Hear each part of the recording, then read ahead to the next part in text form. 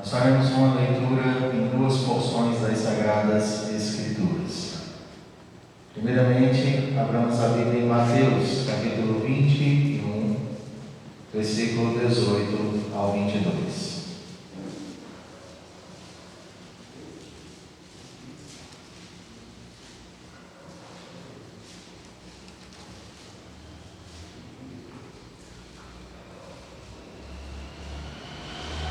Mateus 21, de 18 a 22, farei a leitura desse texto.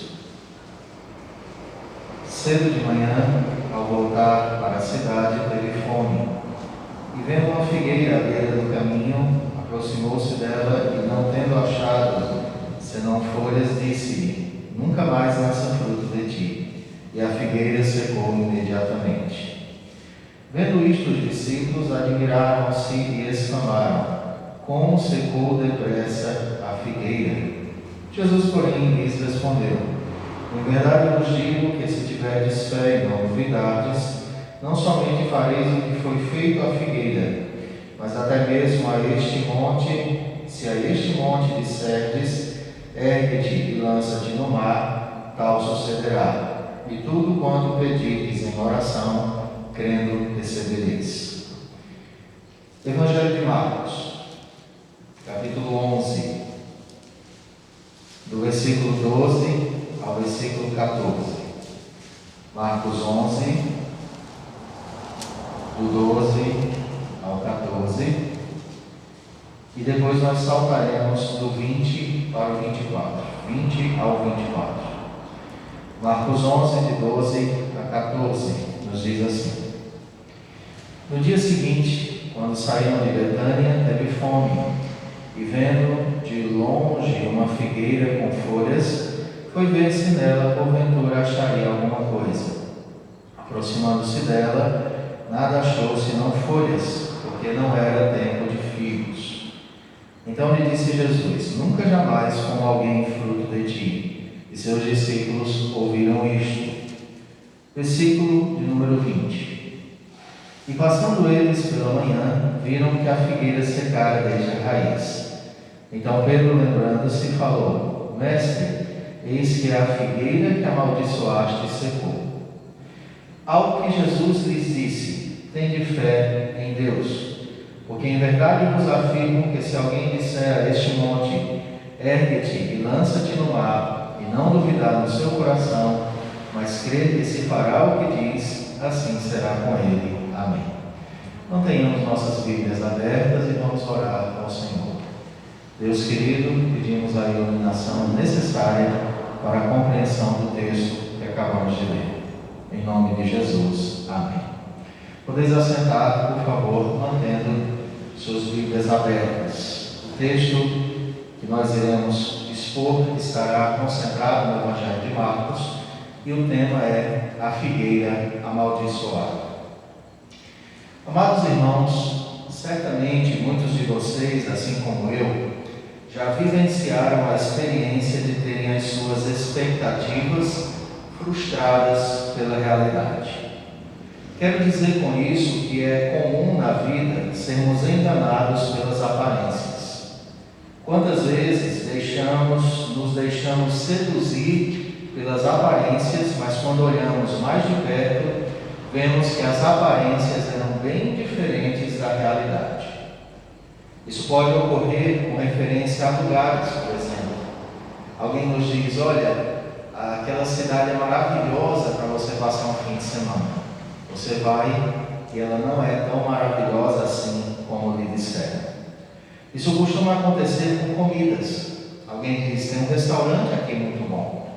E então você vai e prova e você não acha aquele prato tão bom como disseram a você.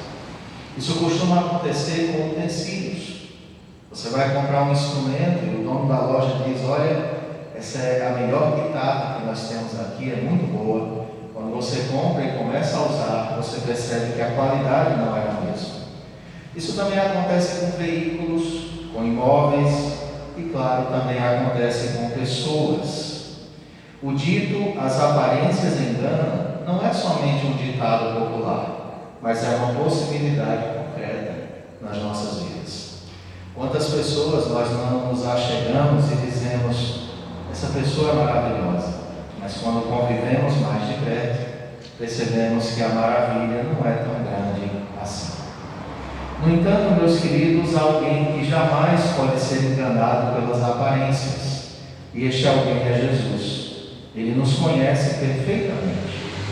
Ele sabe quem somos de verdade. Foi o que o Senhor disse ao profeta Samuel, quando este foi ungir o rei de Israel. Isso está em 1 Samuel 16:7. Porém o Senhor disse a Samuel: não atentes para a sua aparência nem para a sua altura, porque o rejeitei. Porque o Senhor não vê como vê o homem vê o exterior, porém o Senhor o coração. O homem vê o exterior, mas o Senhor vê o coração. Os homens nos veem exteriormente, mas o Senhor nos conhece intimamente. No texto de hoje à noite, queridos, nós veremos que a aparência de uma verdadeira espiritualidade para nada serve se ela estiver desprovida da verdade de Deus. Em outras palavras, termos as folhas desprovidas dos frutos não trazem alegria ao coração de Cristo. Eu queria que você gravasse essa frase: possuirmos as folhas sem os devidos frutos não trazem alegria ao coração de Cristo. Meus irmãos, observemos o texto que está diante de nós. Por favor, voltemos os nossos olhos para ele. Ao que parece, meus queridos, Jesus tinha saído da casa de seus amigos na vila de Betânia, bem cedo. Ele nada comeu na casa de Lázaro, Maria ou Marta. Portanto, estava com fome. De caminho para Jerusalém, ele passou por Betfagé, que era um subúrbio de Jerusalém. Betfagé tinha esse nome devido às muitas figueiras próximas àquela região. Betfagé significa casa de figos. Nosso Senhor observou que haviam folhas numa figueira e se dirigiu a ela para ver se também encontraria figos. Jesus sabia que os figos grandes e maduros só apareciam no final do verão. Mas ele também sabia que quando uma figueira estava frondosa, ela costumava ter figos pequenos, ainda não maduros para a colheita, porém comestíveis. Eles podem aparecer no início da estação e eles indicam que o final da estação será de fato maravilhoso. E o final da estação é em março. E esses pequenos figos costumam surgir antes mesmo das folhas. Quando Jesus observa que aquela figueira está tomada de folhas, ele sabe que é possível haver figos naquela árvore. Mas chegando lá, Jesus nada encontra senão folhas. E então Jesus amaldiçoa aquela figueira. Olhem nas Bíblias de vocês os versos de 12 a 14. Diz assim: no dia seguinte, quando saíram de Betânia, teve fome. E vendo de longe uma figueira com folhas, foi ver se nela porventura acharia alguma coisa. Aproximando-se dela, nada achou senão folhas, porque não era tempo de figos. Então lhe disse Jesus: nunca jamais coma alguém fruto de ti. E seus discípulos ouviram isso. A grande questão que nós temos que perguntar e tentar responder essa noite é por que Jesus realizou este milagre, este feito extraordinário. Queridos, sabedores como somos de que Jesus e seus milagres apontam para algo maior do que a exibição do seu puro poder, a pergunta é: o que deseja nos ensinar Jesus por meio daquela figueira que é amaldiçoada por ele? E a resposta a essa pergunta está em Jerusalém. Jesus se dirigia à cidade santa. Jesus se dirigia ao templo. Jesus está em sua última semana antes da sua crucificação. Durante toda aquela semana ele estaria no templo ensinando. E aí a pergunta que nós fazemos é: quando Jesus chegou a Jerusalém, Na manhã daquele dia, quando Jesus entrou no templo de Jerusalém, naquele dia, o que ele encontrou lá? Uma fé genuína? Os versos 15 a 19 nos mostram que não. Jesus não encontrou os frutos que deveria encontrar na casa de oração para todos os povos. Dito isso, há duas verdades que eu quero compartilhar com vocês rapidamente essa noite. O que Jesus encontra lá, já que ele não encontra os frutos devidos? Jesus encontra duas coisas em Jerusalém naquele dia em especial. E a primeira coisa que Jesus encontrou foi o comércio religioso. Olhe na sua Bíblia os versos de 15 a 16. Diz o texto: e foram para Jerusalém. Entrando ele no templo, passou a expulsar os que ali vendiam e compravam. Derribou as mesas dos cambistas e as cadeiras dos que vendiam pombas. Não permitia que alguém conduzisse qualquer utensílio pelo templo. Esse é o texto onde você contempla em Jesus ira santa da parte de Deus. É o texto onde você vê o nosso Senhor bravo, irado, por causa do que ele contemplou na casa de oração para todos os povos. Meus irmãos, permitam que eu lhes explique uma questão interessante no contexto dessa passagem.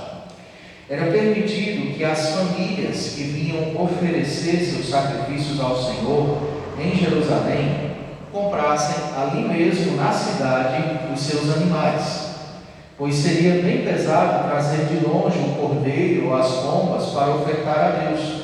Não havia nada de errado em você que está vindo de longe entrar em Jerusalém, procurar um lugar onde se vende os animais para o sacrifício, escolher um bom animal, pagar por ele e levá-lo ao templo para ser sacrificado ao Senhor como culto, como oferta de adoração ao nosso Deus. O problema não estava em você comprar um animal para ofertar a Deus. O problema é que os sacerdotes no templo viram uma oportunidade de comércio e de lucro com essa circunstância. E com vistas a lucrarem por meio da fé dos que ali se dirigiam, autorizaram a venda de animais dentro do próprio templo. Quando nós falamos templo, talvez a sua mente imagine esse lugar e as coisas aqui dentro. Não era exatamente assim. O templo era imenso. Havia o local exato dos sacrifícios, dos cultos, havia os pátios, mas tudo fazia parte do templo. E então os sacerdotes autorizaram essas vendas para que eles também pudessem lucrar. E assim, quando você chegava no templo do Senhor, você se deparava com gaiolas, você se deparava com currais, você se deparava com animais ali palindo, com um cheiro de excrementos de animais, e as pessoas ali negociando o preço daqueles animais para serem sacrificados. E como se não bastasse aquele comércio instalado dentro do templo, você tinha também uma exploração comercial. Os animais vendidos ali seriam supostamente animais melhores, e por essa razão então eles eram vendidos mais caros, e havia exploração às famílias que iam ali para adorar ao Senhor. Imaginem vocês uma feira de rua tão popular em todas as cidades dentro da casa do Senhor. É uma cena horrorosa, mas eis que chega o dono da casa, eis que chega o Senhor daquele lugar, eis que chega aquele para quem aquele lugar foi construído e apontava, eis que chega Jesus. E Jesus, meus queridos, em cumprimento das Escrituras, em seu zelo santo, ele começa a derribar as mesas, a açoitar os vendedores e expulsá-los, a soltar os animais, e então ele cita partes de dois textos das Escrituras. Jesus cita partes de Isaías 56:7, que diz assim: Também os levarei ao meu santo monte e os alegrarei na minha casa de oração. Os seus holocaustos e os seus sacrifícios serão aceitos no meu altar, porque a minha casa será chamada casa de oração para todos os povos.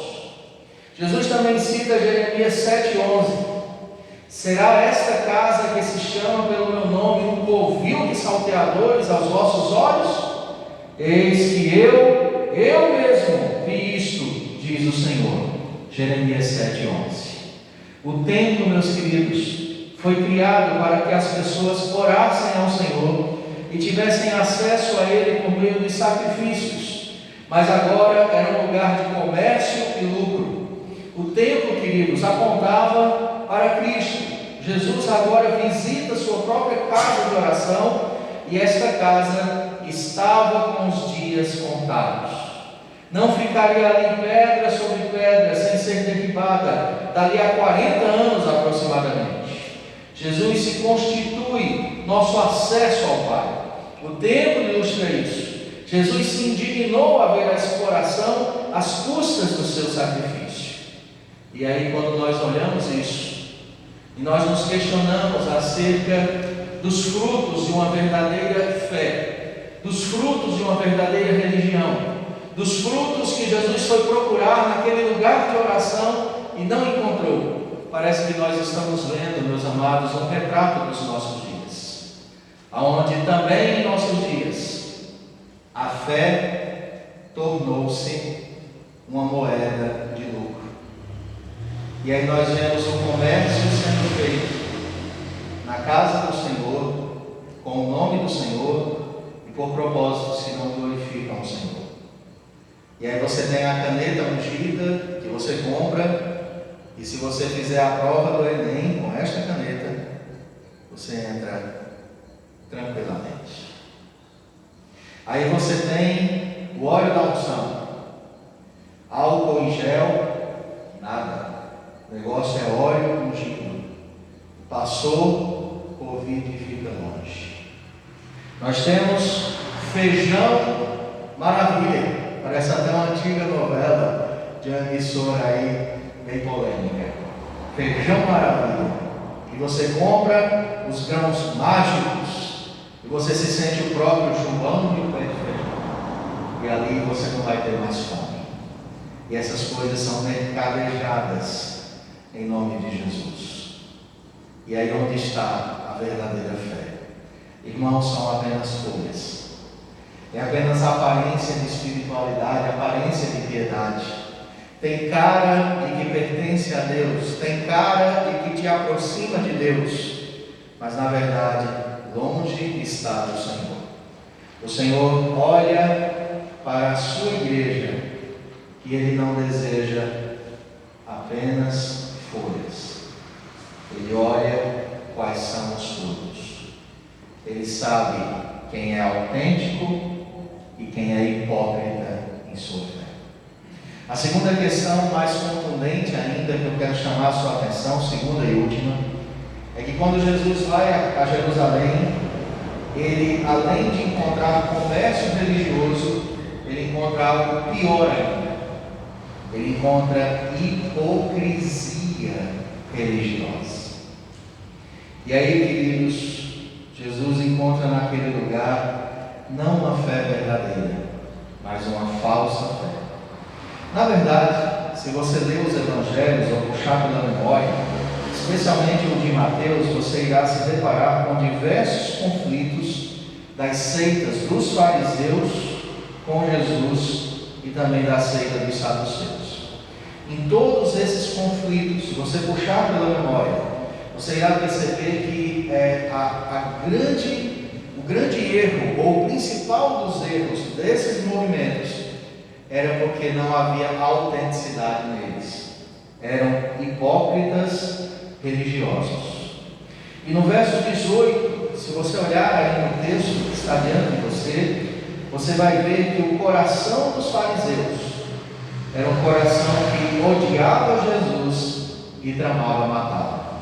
Se você olhar, diz: e os principais sacerdotes e os escribas, ouvindo estas coisas, ouviam essas coisas e procuravam um modo de lhe tirar a vida, pois o temiam, porque toda a multidão se maravilhava da sua doutrina. Eles tinham ódio e ao mesmo tempo inveja de Jesus. Eles não queriam desagradar o povo. A hipocrisia, meus queridos, ela não se preocupa com a hipocrisia, ela sempre se preocupa com as folhas, mas nunca com os frutos. Ela sempre se preocupa com a aparência, mas nunca com o conteúdo. A aparência de piedade vale mais para o hipócrita do que uma fé sincera. Os fariseus, eles não desejam ter um compromisso real com Deus. Para eles bastava que as pessoas pensassem que eles tinham um compromisso verdadeiro com o Senhor, mas a verdade é que eles não tinham. O falso cristão, ele não se preocupa com o que Deus pensa acerca dele, ele se preocupa com os outros o veem. Ele se preocupa como os outros o julgam. Ele não precisa orar. Ele só precisa que as pessoas pensem que ele ora. Ele não precisa amar as Escrituras. Ele só precisa que as pessoas acreditem que ele ama as Escrituras. Ele não precisa ser um cristão de verdade. Ele só precisa ter nome de cristão. Assim é o hipócrita, mas não há conteúdo em seu coração. No Sermão do Monte, Jesus confrontou essa hipocrisia e disse que um dia ela seria definitivamente desmascarada. Está escrito em Mateus 7, 21 a 23: nem todo o que me diz Senhor, Senhor entrará no reino dos céus, mas aquele que faz a vontade de meu Pai que está nos céus. Muitos naquele dia hão de dizer-me: Senhor, Senhor, porventura não temos nós profetizado em teu nome, e em teu nome não expelimos demônios, e em teu nome não fizemos muitos milagres? Então lhes direi explicitamente: nunca vos conheci, apartai-vos de mim, os que praticais a iniquidade. Quando o Senhor olha para você ou para mim, quando o Senhor olha para a nossa igreja, o que Ele encontra? Filhos, ainda que pequenos, ou já maduros, ou o Senhor encontra apenas folhas? Quando o Senhor olha para a sua vida, você sabe que o Senhor te vê. Quando você pensa em você aos olhos de Deus, o que você vê? Frutos ou folhas? Quem é você de verdade? Quem sou eu de verdade? Jesus, ele combate os fariseus, e eu gostaria que você abrisse sua Bíblia rapidamente, nós já estamos quase encerrando, mas em Mateus 23, por favor, abra em Mateus 23, há uma longa porção bíblica aí, eu gostaria de ler ela, porque as palavras de Jesus são mais ricas que quaisquer palavras que eu possa falar aqui, e nessas palavras Jesus descreve com clareza a hipocrisia dos religiosos dos dias dele. Mateus 23, de 13 a 39. Esse texto ele acontece historicamente alguns dias após o texto da figueira. Esse texto acontece alguns dias depois de Jesus derrubar as mesas e chicotear as pessoas do templo. A gente tem dificuldade até de imaginar isso, né? O Jesus tão amoroso, com um chicote lá, tacando nos lombos das pessoas, porque a casa dele está sendo profanada. E aí no verso 13 do capítulo 23 até o 39, eu vou ler, mas por favor você acompanha, não tire seus olhos das Escrituras. Veja o pecado dos fariseus denunciado pelo próprio Jesus. Ai de vós, escribas e fariseus hipócritas, porque fechais o reino dos céus diante dos homens, pois vós não entrais, nem deixais entrar os que estão entrando. Ai de vós, escribas e fariseus hipócritas, porque devorais as casas das viúvas, e para justificar fazeis longas orações. por isso sofrereis juízo muito mais severo. Ai de vós, escribas e fariseus hipócritas, porque rodeais o mar e a terra para fazer um prosélito, e, uma vez feito, o tornais filho do inferno 2 vezes mais do que vós. Ai de vós, guias cegos, que dizeis: quem jurar pelo santuário, isso é nada. Mas se alguém jurar pelo ouro do santuário, fica obrigado pelo que jurou. Insensatos e cegos, pois qual é maior, o ouro ou o santuário que santifica o ouro? E dizeis: quem jurar pelo altar, isso é nada. Quem, porém, jurar pela oferta que está sobre o altar, fica obrigado pelo que jurou. Cegos, pois qual é maior, a oferta ou o altar que santifica a oferta? Portanto, quem jurar pelo altar, jura por ele e por tudo que sobre ele está. Quem jurar pelo santuário, jura por ele e por aquele que nele habita. E quem jurar pelo céu, jura pelo trono de Deus e por aquele que no trono está sentado. Ai de vós, escribas e fariseus hipócritas, porque dais o dízimo, da hortelã, do endo, do cominho, e tendes negligenciado os preceitos mais importantes da lei: a justiça, a misericórdia e a fé. Devíeis, porém, fazer essas coisas sem omitir aquelas. Guias cegos, que coais o mosquito e engolis o camelo. Ai de vós, escribas e fariseus hipócritas, porque limpais o exterior do copo e do prato, mas estes por dentro estão cheios de rapina e intemperança. Fariseu cego, limpa primeiro o interior do copo, para que também o seu exterior fique limpo. Ai de vós, escribas e fariseus hipócritas, porque sois semelhantes aos sepulcros caiados, que por fora se mostram belos, mas interiormente estão cheios de ossos de mortos e de toda imundícia. Assim também vós exteriormente pareceis justos aos homens, mas por dentro estáis cheios de hipocrisia e de iniquidade. Verso 29.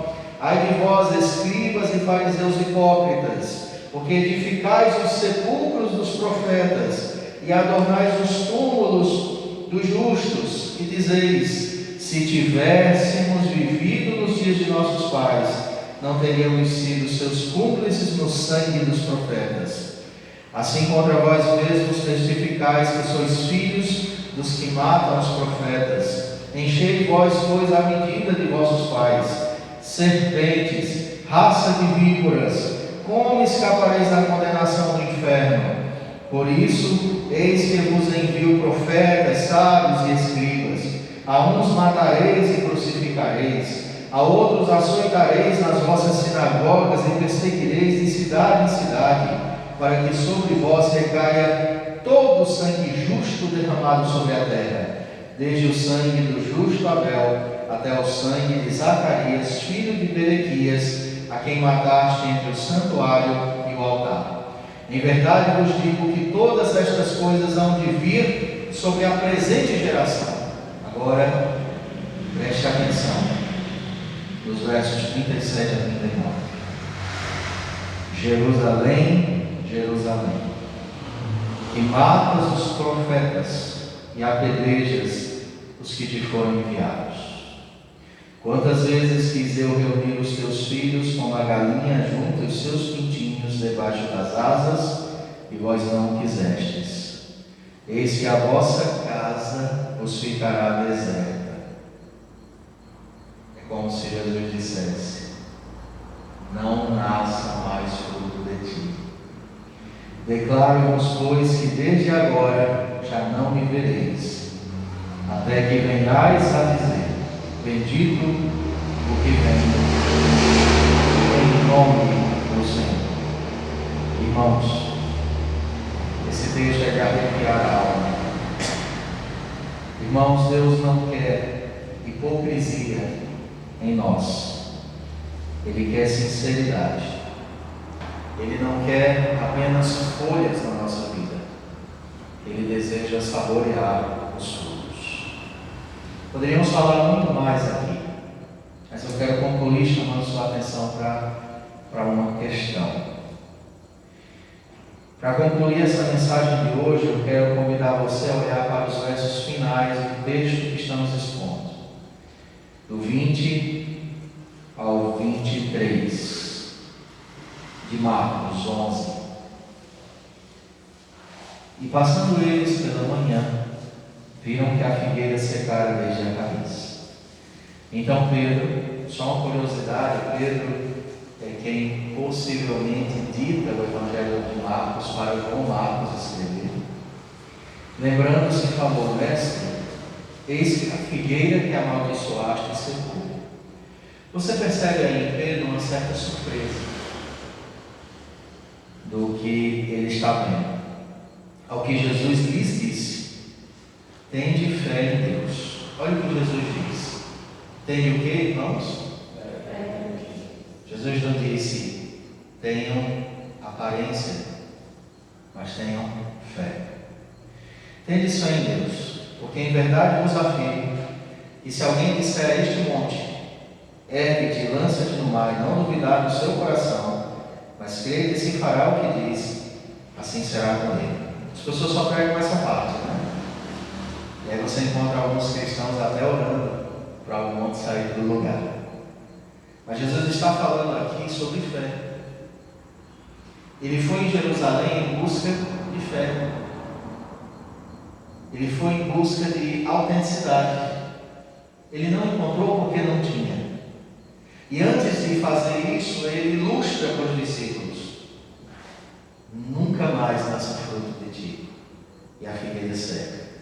Quando os discípulos ficam surpresos, Jesus disse, é como se Jesus dissesse: por que vocês estão surpresos?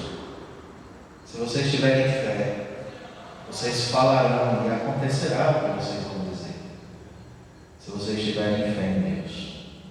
Quando os discípulos veem a figueira completamente seca, ficam admirados. Jesus diz que eles devem ter fé. Se tiverem fé, farão muito mais que isso. O que ele quer dizer, o que ele quer ensinar, o que suas palavras têm a ver com tudo que vimos até aqui. É simples. Não basta ter religiosidade aparente, mas sim fé. A religiosidade não produz mudanças. A religiosidade não transforma as coisas. A religiosidade é uma mera capa. É como se fosse uma capa efervescente, que nas primeiras chuvas de uma tempestade já se dissolve completamente. Nós não fomos chamados para ter religiosidade. Nós somos chamados para ter fé. É a genuína fé que importa. Amém, igreja? É o conteúdo que realmente vale. A pergunta que tem que ser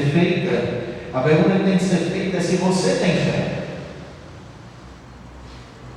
Quem é você?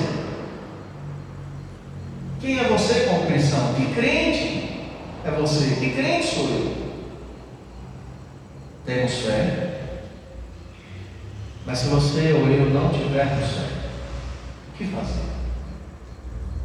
Estamos amaldiçoados a secar até a raiz. A menos que nos arrependamos e nos humilhemos.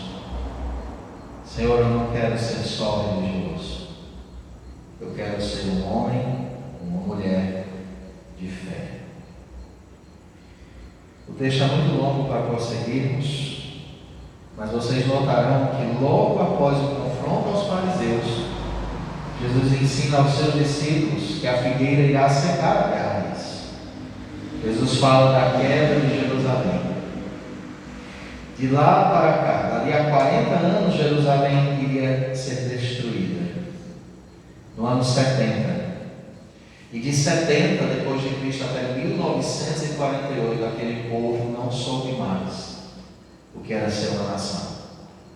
E de 70 até hoje, aquele povo nunca mais adentrou no templo de Jerusalém, porque não ficou pedra sobre pedra. A figueira secou. Agora, o que será de você e de mim, se nós continuarmos vivendo um cristianismo só de aparências, cristianismo só de forma de piedade, onde eu digo: eu sou cristão, eu sou crente, eu sou da igreja, mas eu estou secando a cada dia, só tem folhas, não tem vigor, não tem frutos, nem um pequenininho que seja, nem o fruto no início da estação existe em nós, nem o fruto dos primeiros anos de fé existe em nós, sem leitura das Escrituras, sem oração, sem piedade, sem amor, sem saudades da casa do Senhor. Deus não nos chamou para isso. E aí, diante disso, eu encerro dizendo que nossa oração hoje precisa ser: Senhor, encontre frutos em mim. Amém, igreja? Vamos dizer isso juntos. Senhor, encontre frutos em nós. Que nossa fé seja verdadeira. Talvez alguns dentre nós já estejam secando, mas ainda há esperança.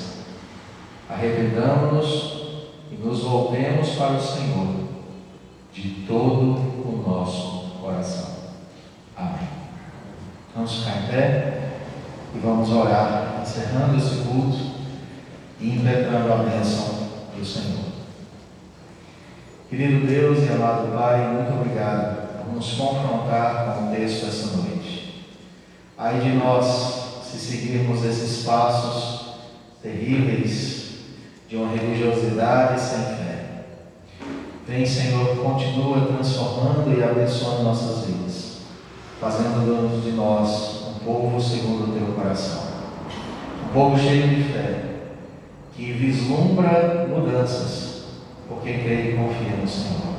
Em nome de Jesus.